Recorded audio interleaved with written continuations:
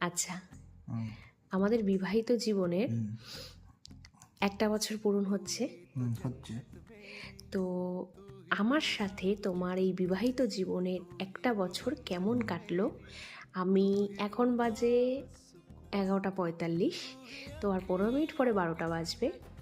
তো আমি জানতে চাই যে 10টা বছর তো আমরা দূর থেকে ছিলাম, অন্যরকম অভিজ্ঞতা হয়েছে। তো কাছ থেকে, সামনে থেকে, পাশে থেকে দুজনের কেমন অভিজ্ঞতা হলো বউ হিসাবে আমাকে পেয়ে? অভিজ্ঞতা খুবই। আচ্ছা, তার আগে বলে দিই, একদম অনেস্ট রিভিউ দেবে, অনেস্ট বলবে। খারাপ, হ্যাঁ, খারাপ ভালো মন্দ যেটাই মনে হোক না কেন সেটাই বলবে। বউ হিসাবে খুবই ভালো, তুমি খুবই বলতে একজন মেয়ে যে সবসময় বোঝে, পরিস্থিতি সিচুয়েশন হ্যান্ডেল করো ভালো করে। বাবা, তারপরে আমার কোনো অসুবিধা হয় না। আর আমার যে চাকরি, ওর বাড়ির এদিকটাও তুমি মেনটেন করো ঠিক সঠিকভাবে। সমস্ত কিছু খারাপ কিছু আমি দেখতে পাই না। আরে সবে তো 1 বছর হলো, এখনো তো মানে দেখা যাক বাকি দিনগুলোতে আবার তখন কিছু বলবো, খারাপ কিছু বেরোয় তখন বলবো।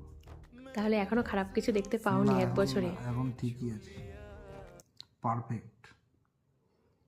এই যে অনেকে বলে বিয়ে করিস না, বিয়ে কর বুঝবি, বিয়েটা ভালো জিনিস না, এটা অনেকে বলে থাকে। এটা আমার বিয়ের আগেও আমার মত যেটা, যে যাকে বিয়ে করছি সে যদি ভালো হয়, যেমন আমি চাকরি ক্ষেত্রে বাইরে থাকছি, যে আমার যদি মেন্টাল সাপোর্টটা আমাকে দিচ্ছ, তার জন্যেই আমি ওখানে শান্তিতে চাকরিটা করতে পারছি।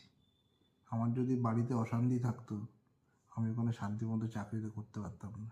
এটাই, বিয়ে অবশ্যই করা উচিত। একজন সঠিক জীবন সঙ্গিনী থাকলে অবশ্যই জীবনটা খুবই সুন্দর হবে, দুজনেরই জীবন সুন্দর হবে, পরিবারটাও খুব আনন্দে চলবে।